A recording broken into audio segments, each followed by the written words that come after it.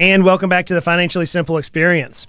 So friends, today we're going to continue with our thought on building a practice, building a financial advisory practice for the 8-figure exit. And I want to talk specifically around intentionally planning to stay ahead of your competition in the RIA industry, in the financial industry.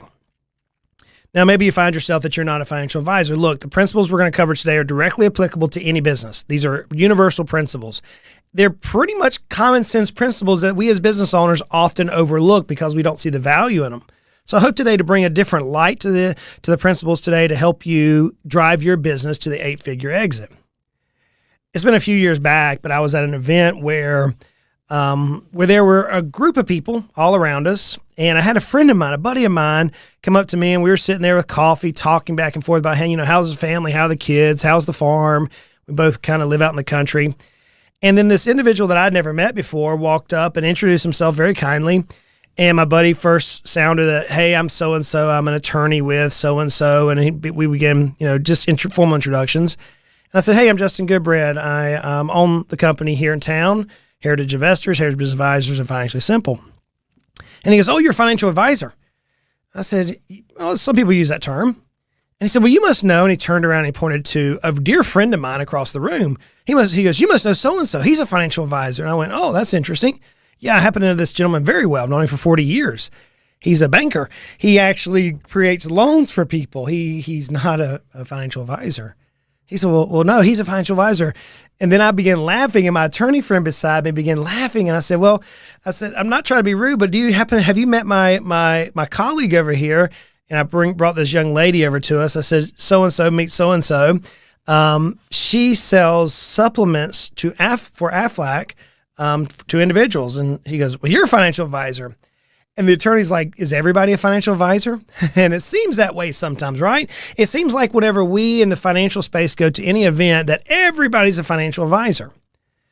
That's just not the case. It's just not the case. We know who we are. So how do we stand out?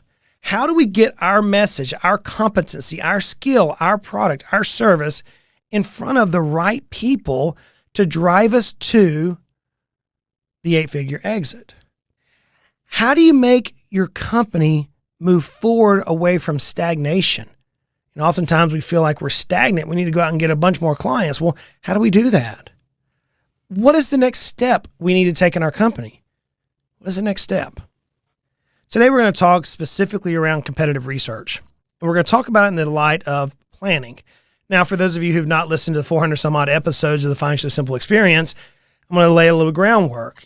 In business, in any business, there are 8 key areas of business. You have planning, leadership, sales, marketing, people, operations, finance, and legal. So you have 8 key areas of business. And whenever we're trying to decide on how to stay ahead of something, how to intentionally plan, how to move out of stagnation, what's the next step, any of these questions about moving toward our goal. Now, remember, our goal is the 8-figure exit. Anytime we are trying to move from one place, from one location to the next within this journey, we have to use planning. So today we're specifically dealing with the segment of our business as it relates to planning. And more importantly, we're going to talk about competitive research. Now, in order to do planning, we have to know an ending point. We have to know a destination. I was talking with a dear friend, a client this last week, and they're getting ready to go on vacation. They blocked out the week that they're going to go, which is going to be like, because of the holidays, going to put like a 13-day vacation. But yet they don't know where they're going yet. And we were laughing. I'm like, well, where are you going to go? And they're like, we don't know. We got the time blocked out, but we don't know. And I said, well, if you don't know where you're going, then anywhere is going to be fun. They said, we're scared that we're not going to have a good time. And the fear had made them in a position where they could not make a decision on where they were going on vacation. Perhaps you've experienced that in your own life where you say, hey, I'm going to take some time off, and you plan this. You don't make a plan, and you find yourself just wasting days around the house doing projects and really not recovering or really not creating a new experience for you and your family. The same is true with business owners, especially those of us who are in the financial space. If we don't have a dedicated plan, then how do we reach our goal?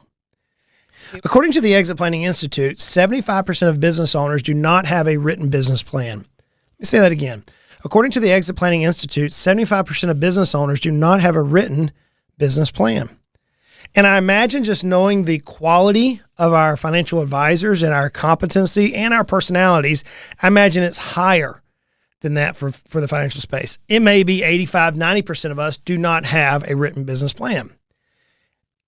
The Harvard Business School did a study and they found that less than 1/3 of business owners have a business plan. That was another study that was done. So whether or not you're using the Exit Planning Institute or Harvard Business Review, the case in point is that we business owners often don't plan. We fly by the seat of our pants. I have one client who often says, I'm flying looking back, man. I'm flying looking back. In other words, he's just riding the wave wherever it's taken. He's fighting the fight. Well, that doesn't get us to the 8-figure exit. So what do we need to do? How are we going to be different as we drive ourselves to the 8-figure exit? There is a process and it's not hard. The first step is to take inventory right now. Where are you at right now? We have to know a starting point.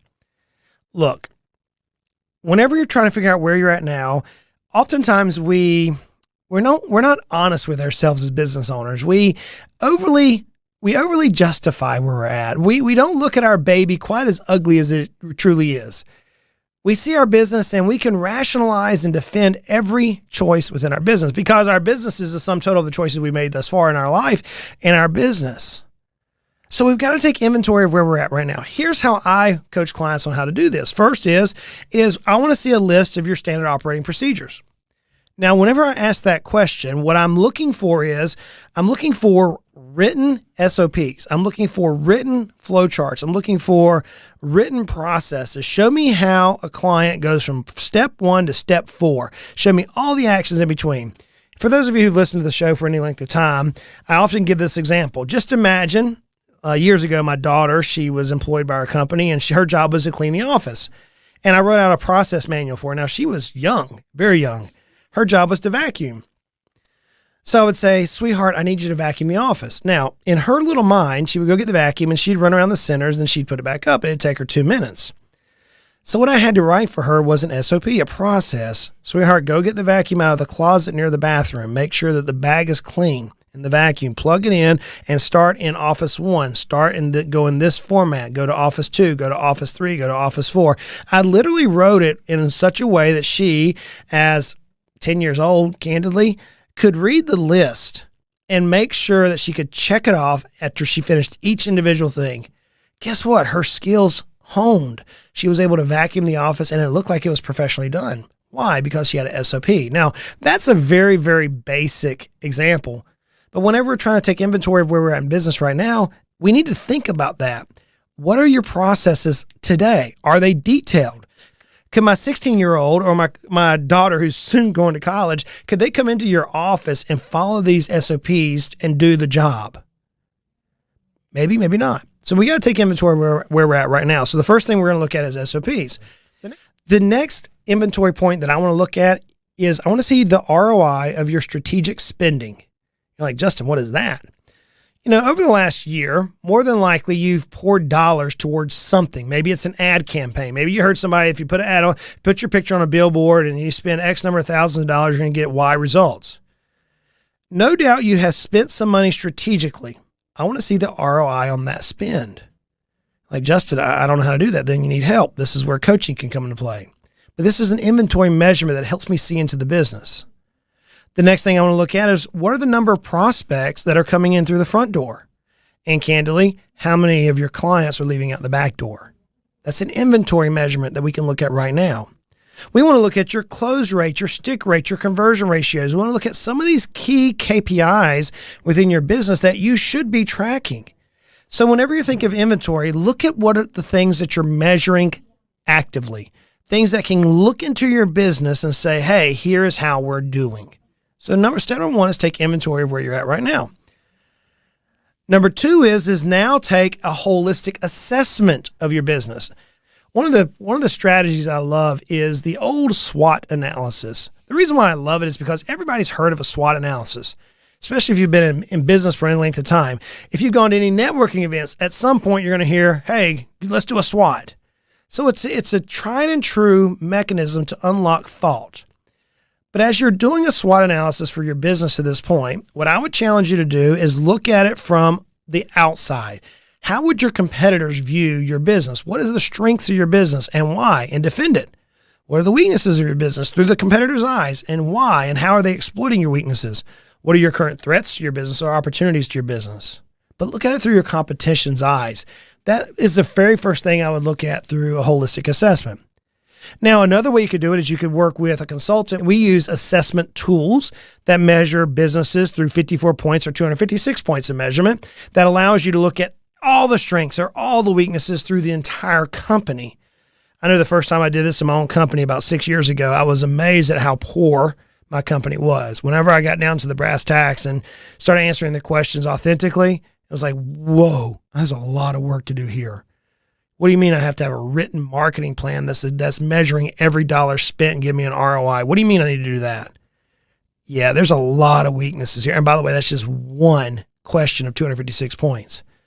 So you could do a holistic assessment through a provider or through a coach, which is what I personally did. According to TD Ameritrade 2020's RIA sentiment study, 48% of RIAs view legal and compliance as their greatest management challenge. Is that you? Are you looking at legal and compliance as your greatest management challenge? I know in just about every RIA, legal and compliance is scary.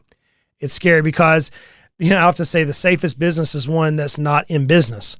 And compliance is trying to look at all the things that are there to protect the consumer and you, but yet we as financial advisors or business owners look at it as the sales killing department. Let's be candid.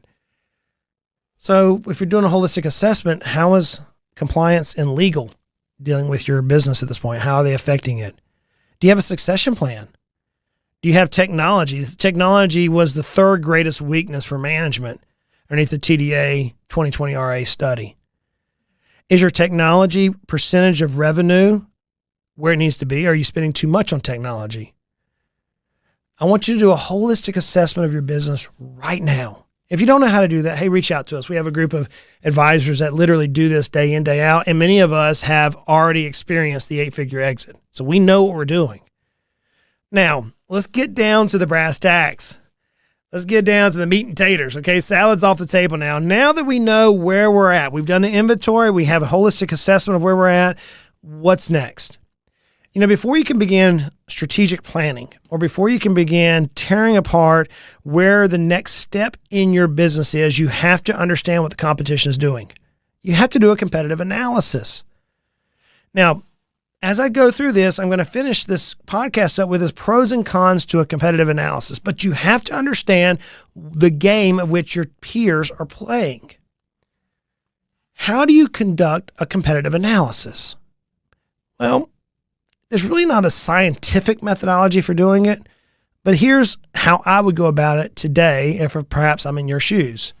The first thing is I would get to know within my local area all of my competitors. I'd take them to lunch.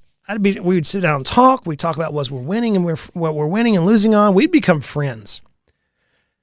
What's the old saying? Keep your enemies closer. I'm not saying your competitors are your enemies by no means, but you want to understand what the competition is doing. So get to know your competition locally, become friends with them. Look, some of my dearest financial advisory friends were my competition here in Knoxville. And we had times we would encourage each other.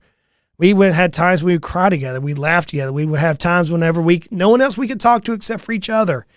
And we sit down for a cup of coffee and they became dear friends. Even though we were in the same business, seeking the same clients, we became very good friends. So I first look at our local area. The second thing is you want to look at the ideal client. What does the ideal client need?